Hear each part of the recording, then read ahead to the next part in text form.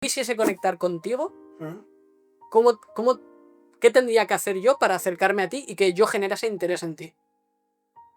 Vale, pues básicamente acercarte con calma y que no te intimide justamente el hecho de que de primeras a lo mejor me vea un rarito. De primera. Oye, cuéntame una cosa. Me llegaste a contar que tú de pequeño no te gustaba tu nombre y te querías llamar de otra manera. Sí, en definitiva, yo me quería llamar Ferrari. ¿Y por qué Ferrari? ¿Por qué? Porque básicamente corría el año 98-99, una temporada bastante buena de la Fórmula 1 de Michael Schumacher, que justamente estaba en la escudería. Y claro, como lo ganaba todo y tenía un coche llamativo, o sea, rojo, afilado, rápido, y que lo ganaba todo, dices, pues mira, ni me quiero llamar Ferrari. O igual es que la broma de hola soy Edu, feliz Navidad. Podría influir, ¿eh? Podría influir. ¿Influyó? ¿Ese tipo de cosas a ti te afectan negativamente? Em, Ahora ya no tanto, pero ahora me suele dar cringe. Pero antes sí que me sabía doler. Yo me llamo Edu, tengo 30 años y tengo autismo. ¿Por qué eliges la palabra autismo en vez de Asperger? Porque he llegado a investigar sobre Hans Asperger, que es el que acuñó el término, y me di cuenta de que era simpatizante nazi porque trabajaba junto con la Schutzstaffel en campos de concentración, haciendo experimentos con gente de nuestra condición. ¿Cómo le explicarías a alguien que no sabe lo que es el autismo? ¿Cómo se lo explicarías? Pues básicamente consiste o en ser un mega dios en ciertas habilidades, o bien muy malo, muy malo, muy malo, muy cutre en otras habilidades. Pero, ¿no notas que eso es un poco cliché? El autismo tiene que ser un megadios o un inútil total. ¿No notas que eso es un poco cliché? Y la verdad es que sí que es un poco cliché, pero todavía medio sirve en cuanto a introducción. ¿Notas que las personas te juzgan cuando te conocen? De buenas a primeras, sí, o sea, porque se encuentran, por ejemplo, que de primeras muestro una faceta como normalita y, y cuando sucede algo que, me estresa tal, o sea, en situaciones de estrés, pues sí que suelo mostrar más síntomas. ¿Y has llegado a cambiar tu personalidad para querer integrarte con las personas? Sí, he llegado a hacer el intento, la verdad. ¿Y qué pasa por tu mente cuando quieres integrarte en un grupo de personas y ves que no vas a encajar? ¿Qué es lo que haces para querer integrarte? Pues básicamente si me supone demasiado esfuerzo integrarme justamente en ese grupo, a lo mejor simplemente me retiro del grupo. ¿Tienes a día de hoy amigos? Por suerte sí, porque básicamente han sido capaces de comprender la situación y, o sea, y han mostrado interés. Han mostrado interés o sea, han mostrado interés a la hora de tratar de comprender la situación y por eso los considero amigos. Háblame un poco de ellos. Pues básicamente te podría hablar mucho sobre uno de ellos, que, a ver, que lo conocí en una asociación de Alicante que estaba dedicada a la gente con el espectro autista.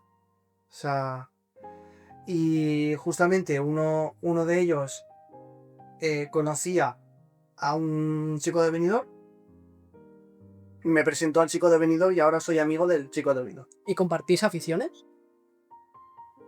La verdad es que sí, porque solemos jugar muchos videojuegos. Él, por ejemplo, es más de PlayStation. Yo he llegado a ser más de PC hasta que prácticamente me regaló por mi cumpleaños su Play 4 cuando se pilló en la 5. ¿Qué hay de verdad en eso que las personas autistas cuando tienen una afición o intereses especiales se suelen obsesionar en esa afición? ¿A ti te pasa? En mi caso sí que pasa, la verdad. En mi caso sí que pasa que cuando algo me llama la atención, puedo llegar a sacar información muy profunda sobre esa temática. ¿Te puedes tirar horas, por ejemplo, buscando información? Sí, o sea, en un día me puedo pasar, incluso perder horas de sueño a la hora de tratar de buscar información de un tema. O sea, lo calificarías como una obsesión realmente. Prácticamente sí. Y háblanos, ¿cuáles son tus grandes aficiones? ¿Qué es lo que más te gusta hacer? Pues una de mis aficiones, como he dicho, son los videojuegos. Tanto en consola como en ordenador, o sea, no tengo distinción. Y, y sobre todo los coches. Los coches, sobre todo desde hace unos 5 años que lo rescaté, de cuando la tenía o sea, de cuando tenía 4 años. ¿Cuál es tu coche favorito? Mi coche favorito es el Nissan GT-R en prácticamente todas sus generaciones. O sea, que te encantan los coches japoneses. Me flipan los coches japoneses. ¿Y has estudiado algo relacionado con esos temas? No, porque básicamente los estudios los empecé antes de rescatar esa obsesión. Si para muchas personas neurotípicas la etapa escolar puede ser dura, para una persona con autismo imagino que también lo será. ¿Recuerdas algún momento especialmente duro en tu época escolar? Sí, bastante duro, porque no solo era de alumnos, sino de algún profesor también. De alumnos, por ejemplo, sí que solían pegarme. Solían pegarme hasta que comprendieron que no debían pegarme por mi condición. Y al final acabaron pegando a otros que me pegaban porque aún no comprendía. Y por parte de profesores, llegué a tener un profesor que se comportaba bastante raro con el resto de mis compañeros de clase. A mí me tiraba, por ejemplo, al pasillo, por el simple hecho de ser autista. Y a mis compañeros, pues les ponía a leer un libro que no era adecuado para su edad, mientras ponía en bucle el tema máximo de Alex Ubago, el primer tema. Aparte de los compañeros, ¿llegaste a sufrir bullying del profesorado? Justamente, como acabo de mencionar, sí. O sea, Cuéntame algún ejemplo. pues ahora que lo recuerdo, en segundo de primaria había una profesora bastante cruel que cada vez que hacía una travesura en clase me sacaba a tirones del brazo y me llevaba a lo que es al aseo, llenaba un cubo de agua con el agua del lavabo, cogía mi cabeza, la enterraba en el lavabo y me echaba el cubo de agua. ¿Y qué sentías tú en ese momento? En ese momento, mucha impotencia, porque simplemente estaba o bien haciendo una travesura, o bien simplemente a lo mejor no entendía qué cojones había que hacer en esa tarea. Bueno, quitando el caso de esa profesora, imagino que habría algún profesor que te cogiese cariño o intentase entender lo que te pasaba. Hay un caso destacable donde una profesora, justamente en cuarto de primaria, que empezó a darme clase, vio, o sea, vio las cosas, porque básicamente era una profesora veterana. Entonces, claro, me vio desde fuera y cuando me tocó un cuarto de primaria, básicamente trató de, puso muchísimo de su parte a la hora de tratar de comprenderme y a la hora de tratar de llevarme. ¿Y qué cosas hacía para involucrarse?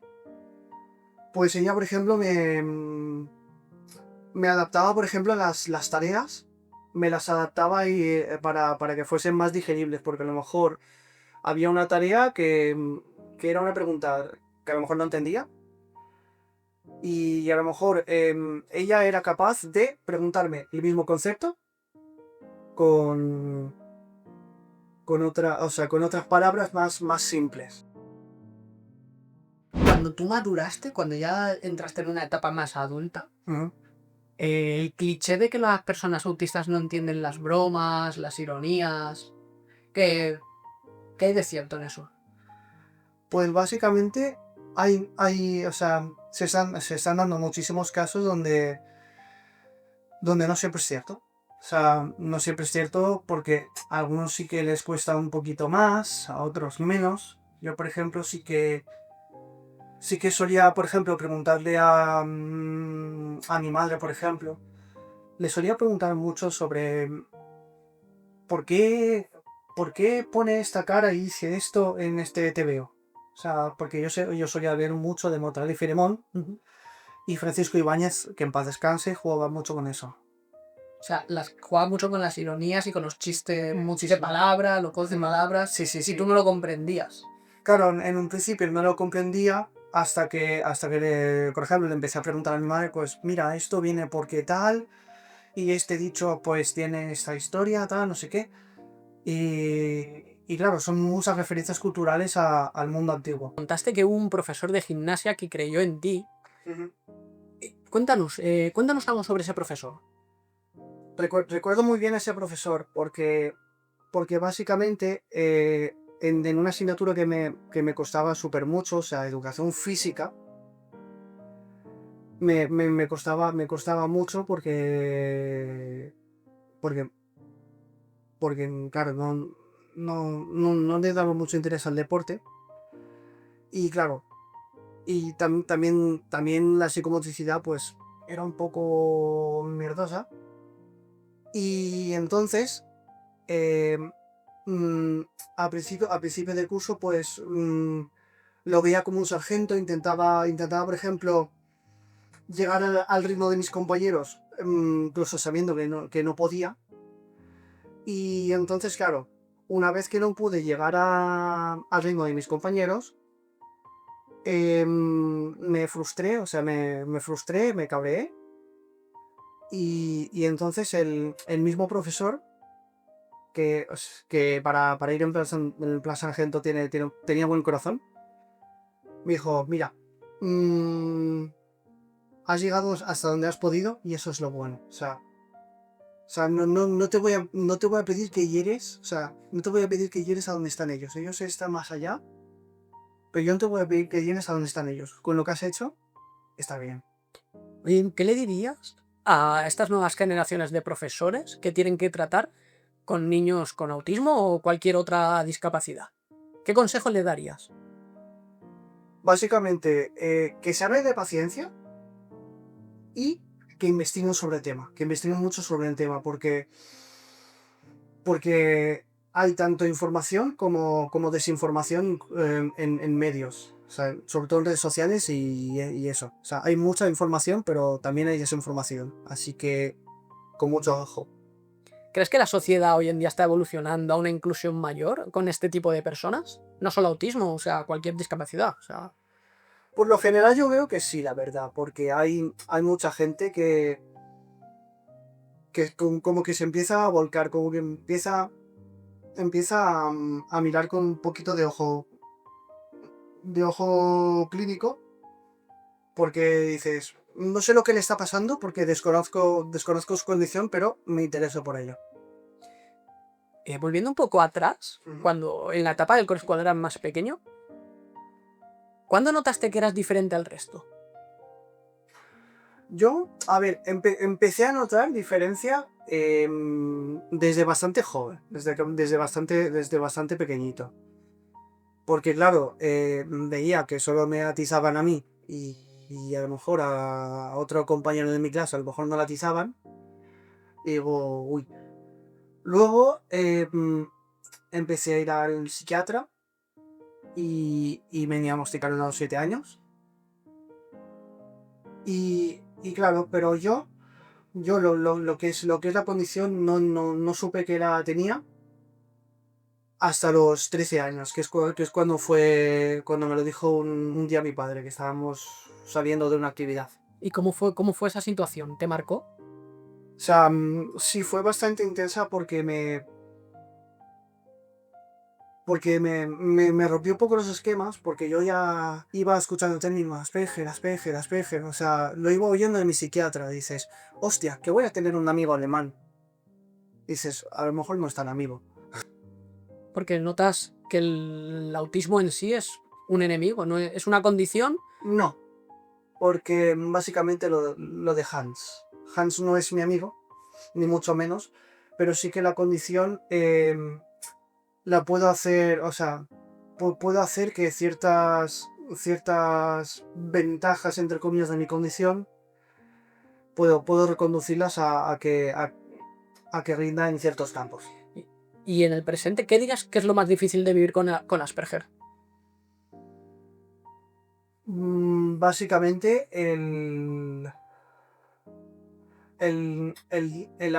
haber tenido que vivir sin casi adaptaciones a, a un mundo enfocado en neurotípicos. O sea, este mundo no está hecho para personas neurodivergentes. En definitiva, no está estructurado para ello, que aunque está empezando a cambiar un poquito. ¿En qué lo notas?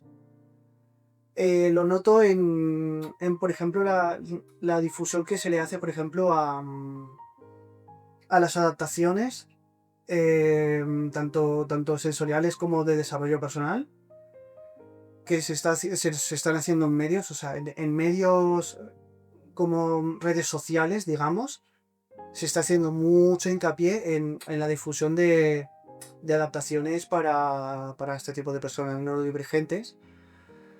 Y eso mola porque bueno, básicamente le estás brindando una oportunidad de vivir. No sobrevivir, sino vivir. Que antes has dicho que te juzgan, o sea, te suelen calificar de rarito. Sí. O sea, primero de rarito y luego cuando ya saben un poco por qué les digo la condición exacta y dices, ay, pues no lo pareces. ¿Y qué se supone que tienes que mostrar? ¿O cómo tienes que ser para que no parezcas autista? ¿O cómo es un autista? ¿O cómo tiene que ser? Básicamente o sea, son comportamientos cliché. Son comportamientos cliché que no encajan con todo autista. ¿Tú sueles tener estereotipias, por ejemplo? Sí, hay algunas que sí, por ejemplo, yo por ejemplo a la hora de estar escuchando por ejemplo música en mi cuarto relajándome, suelo dar muchísimas vueltas sobre mi propio eje sin marearme y, y eso pues como que me aporta cierta satisfacción y como que me despeja del estrés de casa y del trabajo y tal. Porque eso es como un efecto burnout, ¿no? En realidad. Sí, o sea, básicamente a partir del burnout del trabajo y de la familia también, porque son personas mayores, básicamente pues esto pues lo despeja un poco, la verdad. Y tu padre y tu hermano, tienes un hermano mayor, ¿verdad? Sí. ¿Entienden esas estereotipas? Básicamente todavía le cuesta un poco, lo ve como algo tonto. Y digo, ostras, si tan solo tuviese un tamaño adecuado de habitación, o sea, si mi habitación fuese un poquito más grande, a lo mejor podría colgar una hamaca y poner una girasol de la hamaca. ¿Y cómo crees que estarías o cómo pasarías tu día a día si no te autorregulases?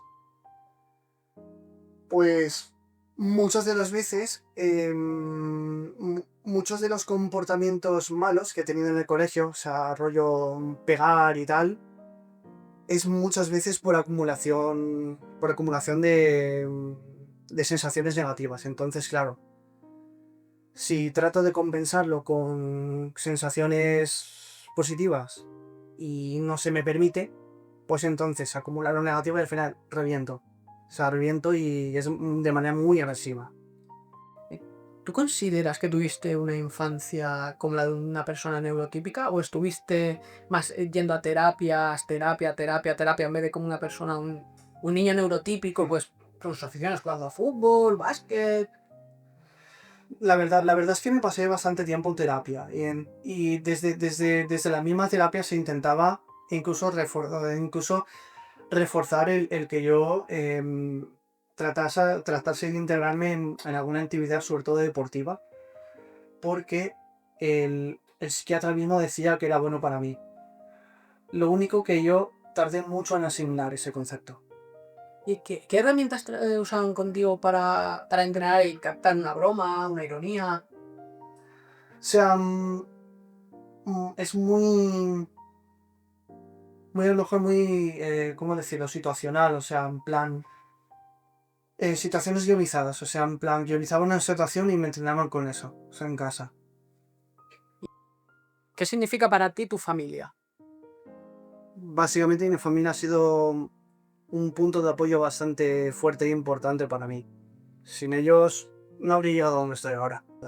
Entonces, ¿eres consciente del sacrificio que tuvieron que hacer tus padres para darte una mejor vida?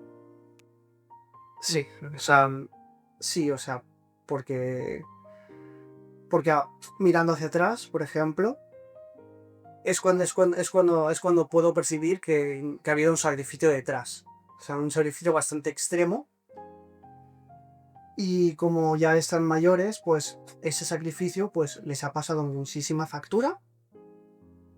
Y es prácticamente mi labor, digamos, como devolverles un poquito de favor también a ellos. ¿Y tu hermano ha sido una referencia para ti? Sí, o sea, mi hermano ha sido un ejemplo a seguir bastante bueno. Háblame un poco de tu hermano. Bueno, pues mi hermano es una persona que es, o sea, muy independiente, muy proactivo, o sea, no se puede estar quieto, pero no para mal. O sea, es muy para bien porque a partir de ello me han llegado a proporcionar a mí muchas cosas, o sea, tanto culturales como a nivel desarrollo personal. Y eso a la hora de aplicarlo yo, pues ha influido en mí pues de manera bastante positiva, la verdad. Imagina que yo voy a tener un hijo y viene con una discapacidad. ¿Qué consejo le darías a esos padres que acaban de descubrir que su hijo tiene una discapacidad? Lo primero que nada, armarse de paciencia y sobre todo investigar sobre el tema. O sea, cuanto más investigas sobre el tema, te puedes encontrar tanto mucha información como algún cabrón que difunde desinformación. O sea, pero, pero ahí está el ir cribando esas informaciones y, y así poder desarrollar a tu criatura con plenitud.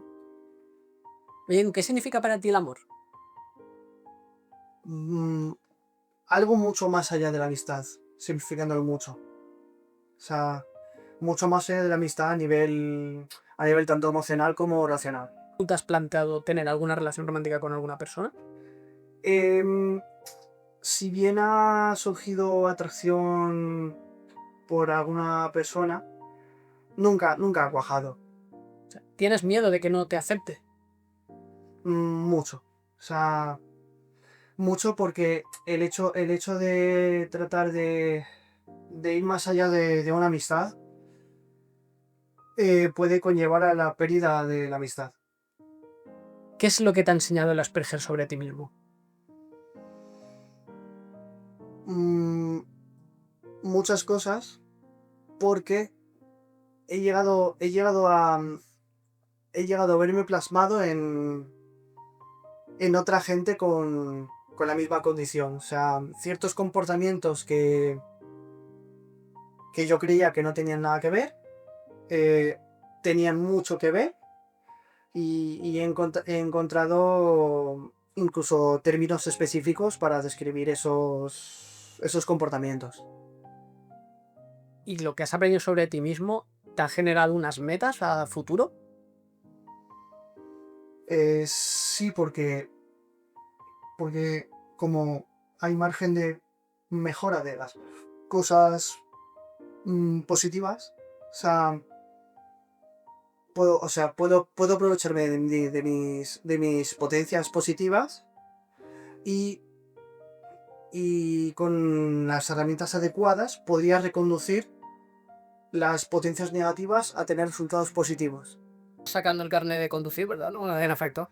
¿Y has ¿Te ha supuesto algún problema el autismo a la hora de aprobar el carnet de coche? Sí que tenía, sí que tengo una condición más fuerte, o sea, que afecta más, de manera más fuerte a la conducción, o sea, la vista.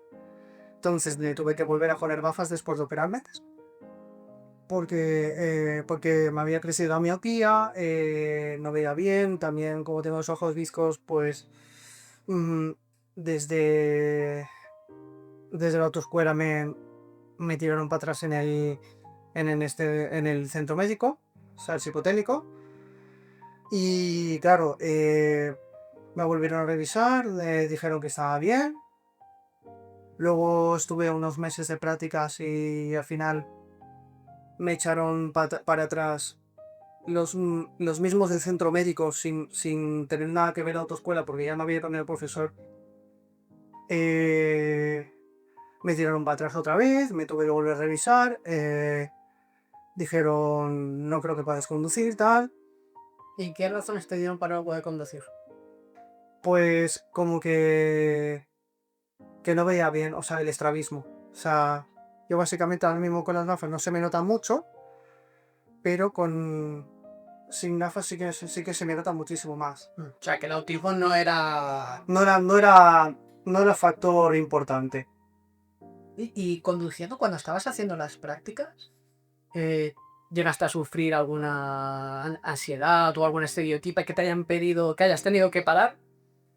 Eh, en algunas prácticas sí que he llegado a notar bastante tensión, pero se solía dar más cuando la situación se complicaba un poquito más de lo habitual. O sea, en plan más entorno. O sea, si estaba el entorno muy petado o había algún gamberro que me pasaba muy cercano, pues sí que me tensaba y a lo mejor maniobraba de una manera un tanto arriesgada, con tal de evitar que me Llega, diesen perro, ¿a qué te refieres? ¿Cómo un poco perro? un gamberro, pues el típico conductor que se cree piloto de Need for Speed en la vida real, eh, pasando cerca de otros coches con tal de conseguir una supuesta puntuación. O sea, dijiste, ¿dónde va este, no? O sea, Mm. y no te entraban ganas de... Lo este, como lo cojan o lo atropello. Sí, o sea, o sea, me sugieren esos pensamientos y por lo menos conseguían no llevarlos a cabo. Pero sí que daban manos de apretar el pedal. O sea, que tenías pensamientos intrusivos al volante. Sí. Pero bueno, por ahora nada te ha impedido y estás intentando sacarte el carnet todavía. Sí, aunque me lo he dejado una temporada por cuestiones de estrés. Ya sé que es repetirse, pero con lo del bullying Ujú. y demás, yo tengo una curiosidad, porque es que cuando dicen que cuando somos pequeños, nivel de preescolar, dicen que los niños somos inocentes, que no tenemos maldad. ¿Tú crees que existe esa maldad en niños tan pequeños? Bueno, quizá no maldad, pero a lo mejor fruto de la incomprensión de esos compañeros, sí que he llegado a recibir palizas por parte de mis propios compañeros incluso. En parvulitos. En parvulitos incluso, O sea, que ya desde bien pequeño ya sufriste en tus carnes lo que es el bullying. efectivamente. ¿Y hicieron algo por frenarlo? Mm, Básicamente los profesores de aquella época pues pasaban un poco. O sea, sí que informaban a mis padres porque, porque veían una situación jodida, bullying. Lo que pasa que tampoco hacían mucho, la verdad. O sea, entonces mis padres preocupados, falta de medios, tal, no pudieron hacer nada hasta que esos mismos compañeros maduraron en primaria y empezaron a entender un poco la cosa se relajaron y cambiaron las tomas incluso. Ahora mismo sé que estás trabajando, has empezado a trabajar. Sí, Cuéntanos un poquito qué es lo que... pues mi primer trabajo justamente se trata de un trabajo que incluye formación y, y se trata de aprender a ser educador medioambiental. O sea, que vas a dar charlas y ayudar a niños a explicarla. lo que hagas. Sí, a ver, explícame un poquito qué es lo que haces. Un ejemplo, como perfectamente has dicho, se trata de concienciar desde la infancia a que la gente recicle y, y cuide el medio ambiente, porque al final es donde vivimos. Entonces hay que tratar de dejar un mejor futuro para la gente que viene. O sea, te vamos a ver por los colegios dando charlas, entonces. Sí. ¿Y eso a ti te hace ilusión? ¿Tienes ganas de hacerlo? Sí, porque básicamente o sea, me, me mola, aunque me suele pasar un poco, pero me mola el tema de comunicar cosas y trabajo o sea, y me trabajo el hecho de comunicar. Has dicho que es tu primer trabajo. Sí. ¿Y cuando has ido a echar currículums en otros sitios? ¿Notas que te hayan juntado en la entrevista o hayan visto comportamientos extraños y crees que eso ha influido a la hora de seleccionarte? Yo diría que no. Quizá el factor más importante a la hora de no contratarme fue básicamente la falta de experiencia. O sea, básicamente la vida laboral vacía. Eluya, a modo de despedida, ¿qué te gustaría decir al mundo? ¿Qué te gustaría aclarar o decir? Pues básicamente me gustaría decir que las personas con autismo no somos ni mejores ni peores. El hecho de que funcionemos de manera diferente básicamente nos hace igual al resto de personas. Tenemos nuestras características, sí, y es eso que la,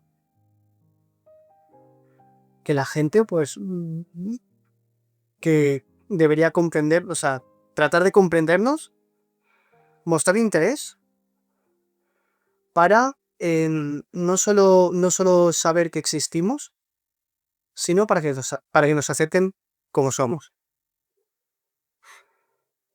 Efectivamente. Claro, te he entendido que tengas que decir. Y es eso, o sea, simplemente nos acepten como somos, porque somos humanos.